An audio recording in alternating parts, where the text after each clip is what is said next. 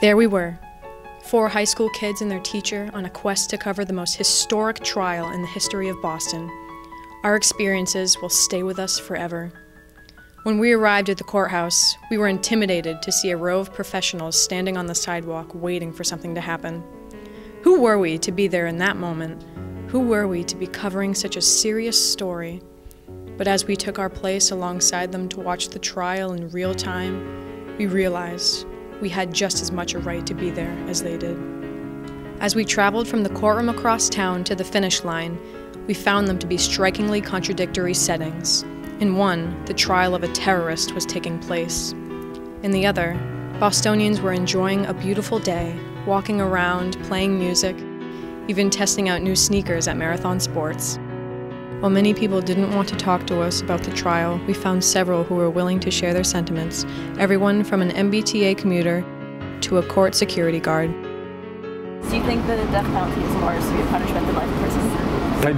I do. I mean, life in prison, you don't have anything to do, and if he is given the sentence of life in prison, he's not going to see the light of day. He's going to have 1 hour. He's going to be in solitary confinement. Next stop, Back Bay. Because everyone knows him. He's a VIP in prison, and he's not a threat to others. Others are a threat to him. So he's going to sit in a cell for the rest of his life. But the death penalty, I mean, that ends a life. So he's going to sit in prison for like 10 years waiting. But he has an automatic appeal that happens no matter what. But I definitely think, ending his life is a much more severe punishment. I hope he's found guilty. Now approaching Back Bay. I don't have a personal stance on his punishment. I'm not in the courtroom.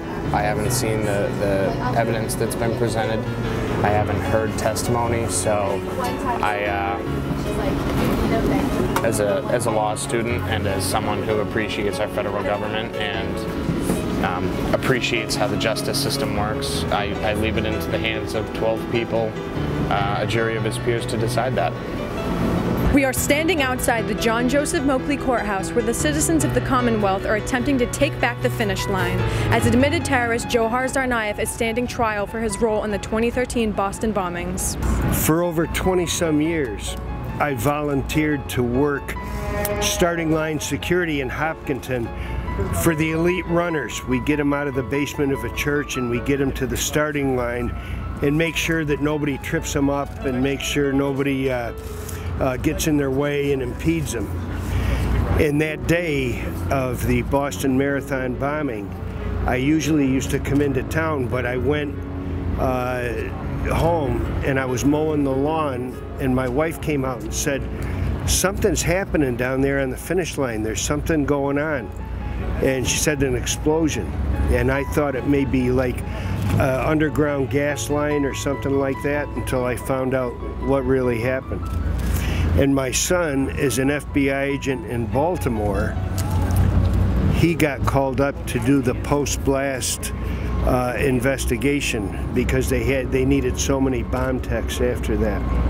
Yeah.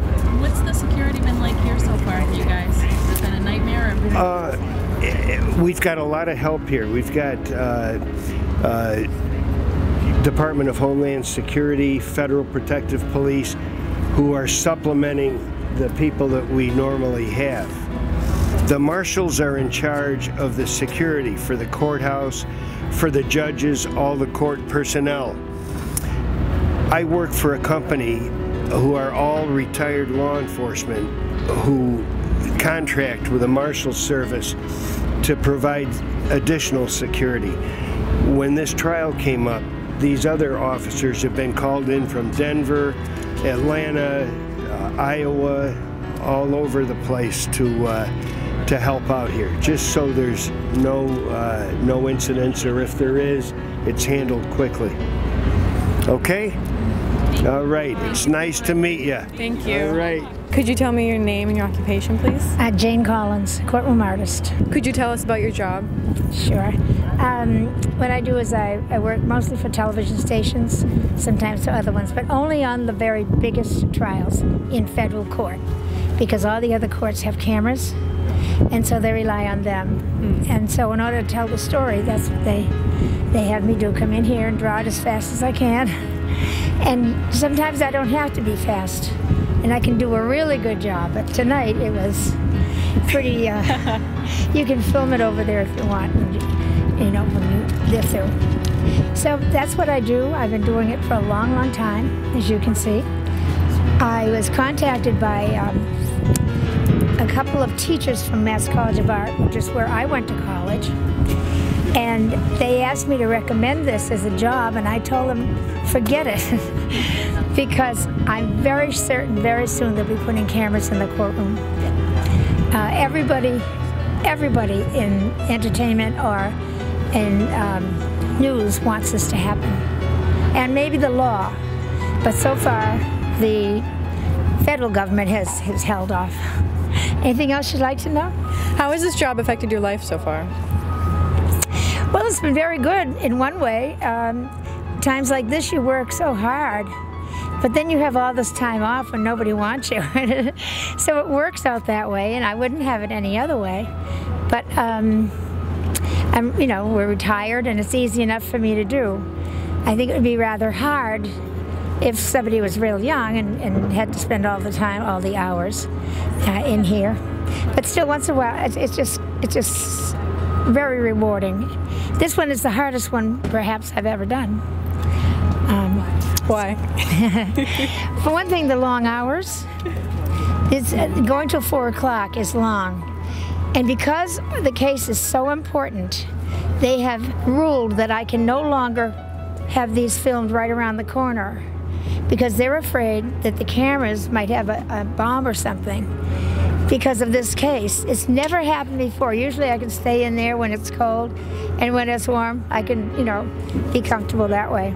So this is the first time I've ever done it outside, and I think it's going to work out. I wish you all well as artists. Do you have any personal thoughts on the trial at all, or are you just trying to stay out of it? I certainly have personal thoughts. I think like everybody, every human being. I don't believe you were here a couple of days ago when they were describing the injuries, and it's just indescribable, really, the damage it did to people, and you never forget it. The jury was crying. It was just awful. So for that reason, I also think that he was led by his brother, and I think he's stupid and young, and I had 3 sons, so I feel that way too. Very hard. You give me like your name, your age, where you're from. I am Robert. I am 22 from New Jersey. Lovely. Can you give me your opinion on the death penalty in the Dzhokhar Tsarnaev trial? I don't know. I think that he definitely should be sent to prison for life. And I'm not so keen on the whole death penalty, though. I personally disagree with killing anybody else's, taking someone else's life, even if the circumstances are as drastic as they are. I mean, either we have death penalty or we don't. We don't just kind of like say, yeah, we do. We're not going to kill somebody and then kind of take it back just because of something like that. It just kind of makes the whole situation much more unclear and worse. I think that it's better that we just keep him in jail, and besides, I think it's like giving him a way out in a way. Definitely just killing somebody who's already done something this terrible. So yes. So you feel it would be a better punishment for him to be sent to jail instead of sent to death? Yes. That way he can rot there for 30, 40, 50, however long he's going to live. So. Hello, sir. Can you tell us about your signs? My signs are standing up for all the terrorist attacks that have been done in the name of Islam around the world, and lately it have become more often these terrorist attacks. So it's very important to people understand that there is a lot of people who really are willing to embrace, religious extremism, and specifically with this trial, it's just one example. Yeah. Thank you. Standing in the spot where there was once so much death and destruction after being in the same building as the man who caused it was overwhelmingly surreal.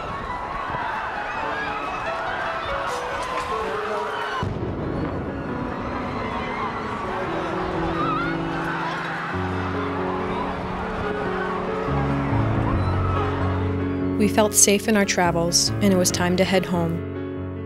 It was the perfect ending for this unforgettable day.